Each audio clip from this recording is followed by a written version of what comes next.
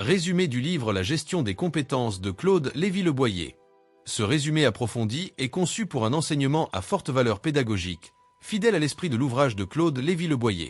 Il vise à transmettre les idées essentielles, les logiques sous-jacentes et les implications concrètes de la gestion des compétences, tout en proposant des exercices pratiques directement exploitables par les professionnels, managers, responsables RH, entrepreneurs et créateurs de contenu.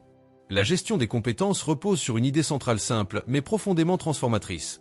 Les organisations ne créent de valeur durable que si elles savent identifier, développer, mobiliser et renouveler les compétences de leurs membres. Claude Lévy-Le montre que les compétences ne sont ni figées ni réductibles à des diplômes. Elles constituent un capital vivant, évolutif, contextuel, qui s'exprime dans l'action et se renforce par l'expérience. L'ouvrage s'inscrit dans une rupture avec une vision administrative et statique des ressources humaines. Il propose une approche stratégique, dynamique et humaniste, dans laquelle l'individu n'est pas seulement un poste à pourvoir, mais un potentiel à révéler. La compétence devient alors un langage commun entre l'entreprise et la personne, un point de rencontre entre performance économique et développement personnel. Claude Lévy-Le insiste sur le fait que la compétence n'est pas seulement un savoir ou un savoir-faire isolé. Elle est la capacité à mobiliser de manière pertinente un ensemble de ressources internes, connaissances, expériences, aptitudes, motivations pour faire face à une situation donnée. Autrement dit, la compétence se manifeste dans l'action réussie, dans la capacité à résoudre des problèmes concrets, à s'adapter et à apprendre. Cette conception a des conséquences majeures. Elle implique que l'on ne peut pas évaluer une compétence uniquement à partir d'un CV, d'un diplôme ou d'un test abstrait. Il faut observer les comportements en situation, analyser les pratiques professionnelles et comprendre le contexte dans lequel l'individu agit. La compétence est donc toujours liée à un environnement, à une culture organisationnelle et à des exigences spécifiques. L'auteur met également en lumière la différence fondamentale entre qualification et compétence. La qualification renvoie à une reconnaissance institutionnelle, souvent formelle et stable. La compétence, elle, est mouvante, évolutive, parfois invisible et doit être entretenue. Une personne qualifiée peut perdre en compétences si elle n'actualise pas ses pratiques, tandis qu'une personne peu diplômée peut développer des compétences élevées par l'expérience. Dans cette perspective, la gestion des compétences devient un levier stratégique pour l'entreprise. Elle permet d'anticiper les évolutions, de préparer l'avenir, d'accompagner les transformations technologiques et organisationnelles. Plutôt que de subir le changement, l'organisation apprend à le piloter en investissant dans le développement des personnes. Claude Lévy-Le montre que toute démarche de gestion des compétences commence par une clarification des orientations stratégiques. On ne gère pas les compétences de manière abstraite ou universelle. On les gère en fonction d'un projet, d'un positionnement, d'une vision. Les compétences clés d'une organisation sont celles qui soutiennent directement sa stratégie et sa capacité à se différencier. Cela suppose un travail d'identification des compétences essentielles. Il ne s'agit pas d'établir des listes interminables et théoriques, mais de repérer ce qui fait réellement la différence dans la performance collective. Quelles sont les compétences sans lesquelles l'organisation ne peut pas atteindre ses objectifs? Quelles sont celles qui seront décisives demain? L'auteur souligne que cette identification doit être participative. Les managers, les experts métiers et les collaborateurs doivent être associés, car ce sont eux qui connaissent la réalité du travail. Une approche descendante et purement technocratique conduit souvent à des référentiels déconnectés du terrain.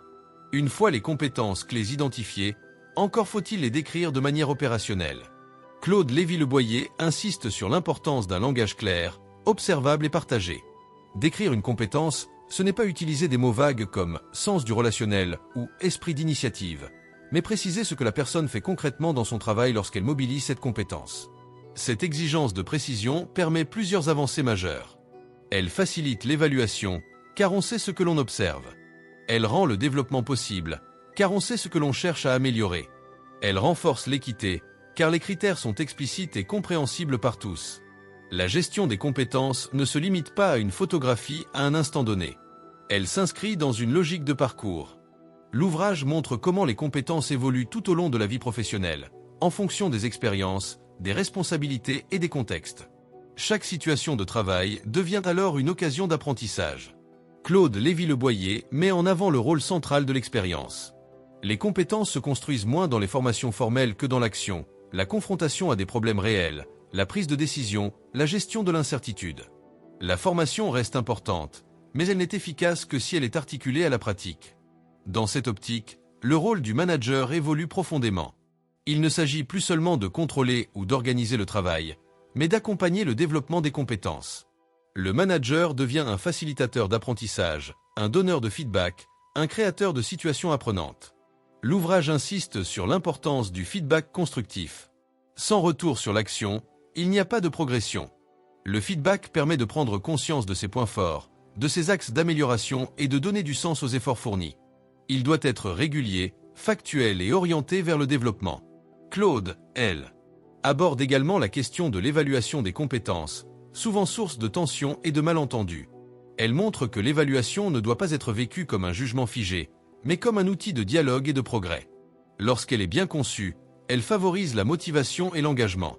L'auteur distingue clairement l'évaluation pour décider et l'évaluation pour développer. La première sert à prendre des décisions administratives. La compétence devient alors un point d'équilibre entre les attentes de l'entreprise et les aspirations individuelles. Elle permet de dépasser l'opposition entre performance et bien-être, en montrant que les deux peuvent se renforcer mutuellement. En conclusion, la gestion des compétences propose une vision profondément moderne et toujours elle du travail et des ressources humaines. Elle invite à regarder au-delà des titres et des fonctions pour s'intéresser à ce que les personnes savent réellement faire, à leur capacité à apprendre et à évoluer. Ce livre offre une matière riche pour sensibiliser, éduquer et inspirer. Il permet de parler de carrière, de management et de développement professionnel de manière concrète, accessible et profondément humaine. La gestion des compétences n'est pas réservée aux spécialistes des ressources humaines. Elle concerne toute personne qui souhaite mieux comprendre sa valeur, développer son potentiel et contribuer de manière durable à un projet collectif.